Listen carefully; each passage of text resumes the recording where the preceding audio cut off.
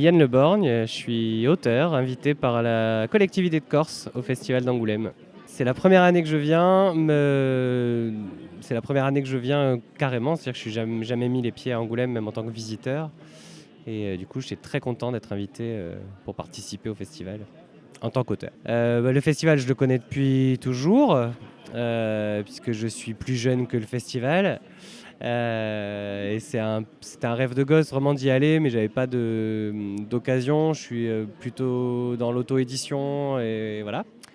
Et la collectivité de Corse, donc la région Corse, a organisé une venue des auteurs et éditeurs de l'île au Festival d'Angoulême. Alors là, je vous présente plusieurs choses. Des journaux de confinement que j'ai fait en auto-édition pendant le confinement.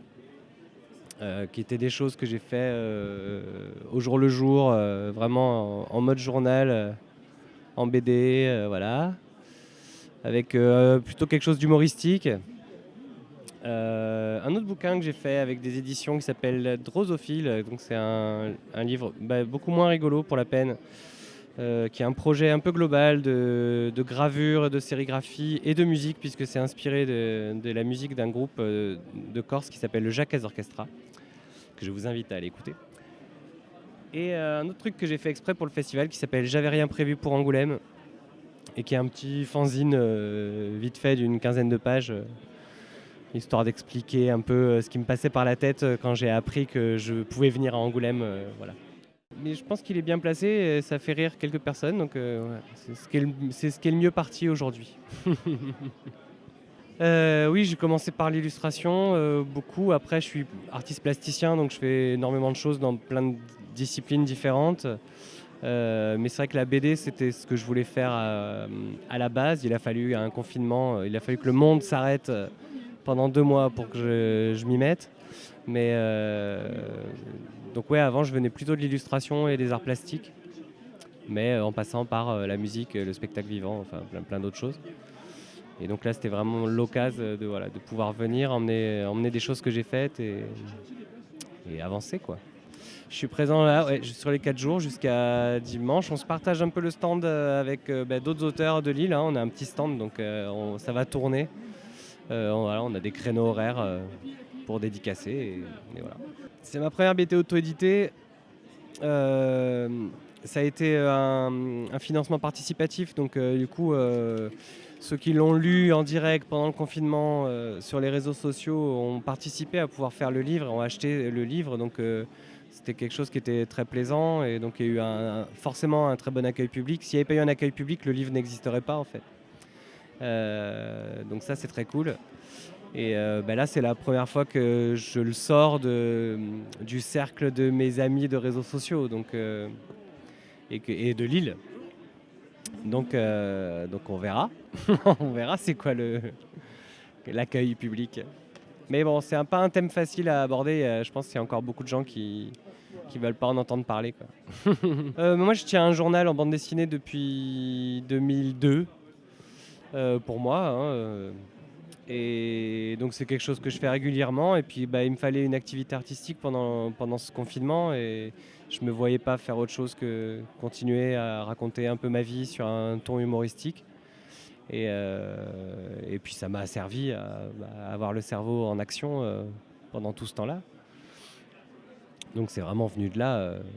Le mode journal, en plus, c'est un bon exercice de narration, de passer d'une journée à l'autre en ayant forcément des ellipses d'un jour sur l'autre, et devoir réussir à être compréhensible sur l'avancée de l'histoire. Voilà, c'était plutôt chouette. J'ai appris plein de trucs en termes d'écriture même.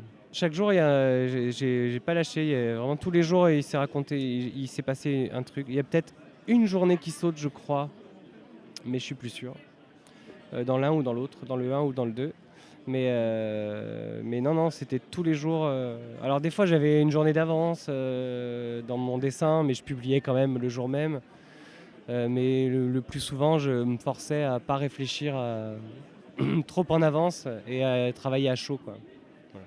Et Reconfinade, c'est pour le deuxième, alors qu'il n'avait pas la même saveur que le premier, puisque on travaillait en même temps. C'était encore un truc chelou.